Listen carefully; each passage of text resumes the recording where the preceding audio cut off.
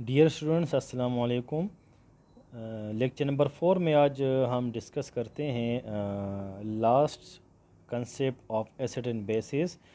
Previous lectures में हमने दो कंसेप्ट डिस्कस किए, एक Arrhenius concept of acid and base, उसके बाद Bronsted and Lowry concept of acid and base, और आज लास्ट कंसेप्ट है कंसेप्ट नंबर 3, लीविस कंसेप्ट।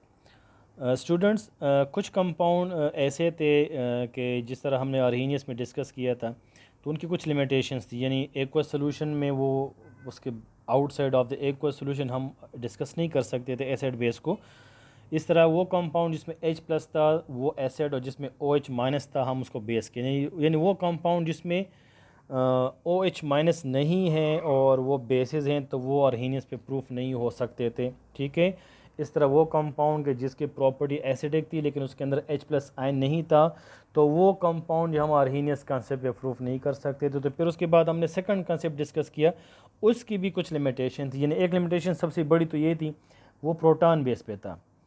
ठीक है, यानी एसिड हमेशा प्रोटॉन डोनर होता था, तो उसका मतलब ये था कि एसिड हर वो कंपाउंड होगा जिसके अंदर H+ आयन मौजूद हो, प्रोटॉन मौजूद हो।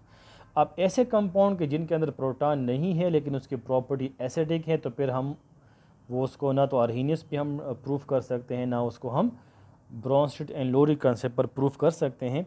तो फिर जो सबसे एडवांस हमारे पास एक ब्रॉड कंसेप्ट है वो है लीविस कंसेप्ट। 1923 में G.N. लीविस ने इसको प्रेजेंट किया, और ये किस बेस पे प्रेजेंट किया?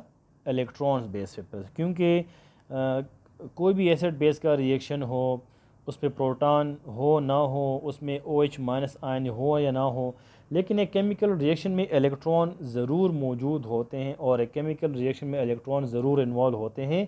तो ये जो कंसेप्ट इलेक्ट्रॉन बेस पे है, ये सबसे मॉडर्न और एडवांस कंसेप्ट है, जिस पर बहुत ज़्यादा कंपाउंड इस तरह हम उसको डिस्कस भी कर सकते हैं और प्रूव भी कर सकते हैं। तो Lewis concept about acid and base वो क्या है? Lewis acid, the substance which accepts a pair of electrons during a chemical reaction is called a Lewis acid. Lewis acid वो कंपाउंड होगा जो किसी भी केमिकल रिएक्शन के दौरान इलेक्ट्रॉन पेयर को एक्सेप्ट करता है। और लीविस बेस वो सब्सटेंस होगा which donates a pair of electron during an acid base reaction, यानी वो सब्सटेंस जो इलेक्ट्रॉन पेयर को डोनेट करेगा उसको हम बेस कहेंगे, और जो सब्सटेंस उस इलेक्ट्रॉन पेयर को एक्सेप्ट करेगा उनको हम क्या कहेंगे? एसिड कहेंगे। सो ये लीविस एसिड और बेस का डिफिनीशन है। जनरल हम इसको रिप्रेजेंट कर सकते हैं इस तरह, A acid and B base. Acid वो सब्सटेंस है जो इलेक्ट्रॉन पेयर एक्सेप्टर होगा, और बेस वो सब्सटेंस होगा जो इलेक्ट्रॉन पेयर डोनर होगा। तो इस तरीके से जब ए इलेक्ट्रॉन पेयर एक्सेप्ट करेगा, बी डोनेट करेगा, तो हमारे पास एक कोऑर्डिनेट कोवेलेंट बॉन्ड बनेगा। अगर आपको क्लास 8, 9 चैप्टर 4 याद हो, उसमें आप लोगों ने कोऑर्डिनेट कोवेलेंट बॉन्ड पढ़ा था। उसमें आपने इलेक्ट्रॉन पेयर को डिस्कस किया था कि एक इलेक्ट्रॉन पेयर शेयर होता है, एक कोई एलिमेंट कंपाउंड शेयर करता है, तो वो कोऑर्डिनेट कोवेलेंट बॉन्ड बनाता है इलेक्ट्रॉन पेयर के शेयरिंग से। तो इस तरीके से यहाँ पर भी इलेक्ट्रॉन पेयर की बात है, तो शेयरिंग होती है, डोनेशन होता है, एक्सेप्टेंस होता है, तो एक कोऑर्डिनेट कोवेलेंट बॉन्ड बन जाता है बिटवीन दिस टू स्पीशीज़। तो सिंपल ये कि एसिड जो है, लीविस एसिड वो है, वो सब्सटेंस है जो इलेक्ट्रॉन पेयर एक्सेप्ट करेगा, और लीविस बेस वो सब हैं जो इलेक्ट्रॉन पेयर को डोनेट करेगा। ठीक है, एग्जांपल हम लेते हैं, फॉर एग्जांपल H2O और H+। मतलब कोई भी कंपाउंड, कोई भी कंपाउंड है जिसमें जो इलेक्ट्रॉन पेयर को एक्सेप्ट कर सकता है, फॉर एग्जांपल HCl है, एट्सेट्रा। ठीक है, अब जब ये आपस में मिलेंगे तो H+ के अंदर प्रोटॉन है, यानी इसके अंदर 2 इलेक्ट्रॉन की जगह है, इसके वैलेंस शेल में 2 इलेक्ट्रॉन की वैकेंसी है। तो जब ये H2O के करीब आएगा तो ये H2O से एक इलेक्ट्रॉन पेयर एक्सेप्ट करेगा, क्योंकि H2O में जो ऑक्सीजन है उनके पास 2 इलेक्ट्रॉन पेयर मौजूद हैं, जिसको हम कहते हैं लॉन पेयर ऑफ इलेक्ट्रॉन। तो ये H+ क्या करेगा? ये H2O से इस इलेक्ट्रॉन पेयर को एक्सेप्ट करेगा। तो जब ये एक्सेप्ट करेगा तो H+ हमारे पास एसिड हो जाएगा। मतलब ये है कि H+ की प्रॉपर्टी एसिडिक है। ठीक है, और H2O जो है ये उस इलेक्ट्रॉन पेयर को डोनेट करेगा, तो H2O यहाँ पर क्या हो गया? बेस हो गया। तो इस तरह हमारे पास एक कोऑर्डिनेट कोवेलेंट बॉन्ड बन जाएगा H3O+, H3O प्लस। ठीक है, एक और एग्जांपल लेते हैं, NH3 and BF3, ammonia and boron trifluoride. जब बोरॉन ट्राइफ्लोराइड को अमोनिया के करीब लाया जाए तो बोरॉन ट्राइफ्लोराइड में जो बोरॉन है, बोरॉन के वैलेंस शेल में 3 इलेक्ट्रॉन है। ठीक है, उन 3 इलेक्ट्रॉन को जब ये फ्लोरीन के साथ शेयर करता है तो 6 हो जाते हैं। अब 2 इलेक्ट्रॉन की कमी है बोरॉन के वैलेंस शेल में, तो जब इसको अमोनिया के मॉलिक्यूल के करीब लाया जाए तो ये अमोनिया में जो नाइट्रोजन है उसके वैलेंस शेल में 1 इलेक्ट्रॉन पेयर मौजूद है। तो अमोनिया क्या करता है कि इस इलेक्ट्रॉन पेयर को बोरॉन ट्राइफ्लोराइड के साथ शेयर कर सकता है।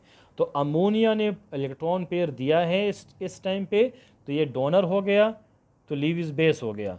और बोरॉन ट्राइफ्लोराइड इस रिएक्शन में इस इलेक्ट्रॉन पेयर को एक्सेप्ट करता है, तो ये लीविस एसिड हो गया। और इस तरह दोनों के दरमियान एक कोऑर्डिनेट कोवेलेंट बॉन्ड बन जाएगा। तो यहाँ पर आप देखें BF3 एसिड हैं मगर इसके अंदर H+ नहीं है। अब अगर आप बाकी 2 कंसेप्ट को देखते हैं, यानी आर्हीनियस और ब्रॉन्स्टेड एंड लूरी, उसमें यही बताया था कि आर्हीनियस ने कहा था कि एसिड के अंदर H+ होगा जो वाटर में डिसोसिएट होगा। ठीक है, वो H हाइड्रोजन बेस पे एसिड है। अगर आप ब्रॉन्स्टेड लूरी कंसेप्ट को देखते हैं, वो भी हाइड्रोजन बेस पर जो है ना वो कंसेप्ट है कि एसिड जो है ना प्रोटॉन डोनेट करता है, H+ डोनेट करता है। मगर ये जो थ्योरी है इसके अंदर एसिड्स में हाइड्रोजन प्लस का मौजूद होना ज़रूरी नहीं है। आप देखें BF3 जो है इसके सारे प्रॉपर्टी एसिडिक हैं, BF3 बोरॉन ट्राइफ्लोराइड, मगर इसके अंदर H+ आयन मौजूद नहीं है। ठीक है, इसलिए ये जो कंसेप्ट है it is more advance concept than both of Arrhenius and Bronsted and Lowry. अच्छा, NH3 आप देखें, NH3 के अंदर OH- आयन नहीं है अकॉर्डिंग टू आर्हीनियस कंसेप्ट, मगर इसके सारी प्रॉपर्टी बेसिक हैं। तो इस कंसेप्ट के ऊपर हम बहुत सारे कंपाउंड को इस तरह प्रूफ कर सकते हैं कि जो एसिडिक नेचर के हैं या जो बेसिक नेचर के हैं। तो एसिड वो सब्सटेंस होगा जो इलेक्ट्रॉन पेयर को एक्सेप्ट करेगा, और बेस वो सब्सटेंस होगा जो इलेक्ट्रॉन पेयर को डोनेट करेगा। ठीक है जी, ये तीनों कंसेप्ट जो है उसे आप कंपैरिजन कर सकते हैं। ठीक है, आर्हीनियस के मुताबिक एसिड वो सब्सटेंस है जो H+ प्रोड्यूस करेगा वाटर के अंदर, और बेस वो सब्सटेंस है जो H+ को OH- को प्रोड्यूस करेगा पानी के अंदर। जबकि ब्रॉन्स्टेड लूरी के मुताबिक एसिड वो सब्सटेंस होगा जो H+ को डोनेट करेगा। ठीक है, और बेस वो सब्सटेंस होगा जो H+ को एक्सेप्ट करेगा। जबकि लीव्स के मुताबिक एसिड वो सब्सटेंस है जो इलेक्ट्रॉन पेयर एक्सेप्ट करेगा, और बेस वो सब्सटेंस है जो इलेक्ट्रॉन पेयर को डोनेट करेगा। ठीक है, leaves concept is more broadest, ठीक है, एंड एडवांस्ड। अच्छा जी, आपके लिए होमवर्क है, what are the main difference between these 3 concept. आप ऐसे तीनों के दरमियान क्या डिफरेंस है। ठीक है, why Lewis concept is more acceptable than Arrhenius and Lowry Bronsted concept. क्या वजह है कि लीविस कंसेप्ट ज़्यादा एक्सेप्टेबल है, मोर एडवांस है बाकी दोनों कंसेप्ट से। Cl- is the conjugate base of HCl। Why Cl- को हम HCl का कंजुगेट बेस क्यों कहते हैं। So that is the end of this lecture. Thank you so much.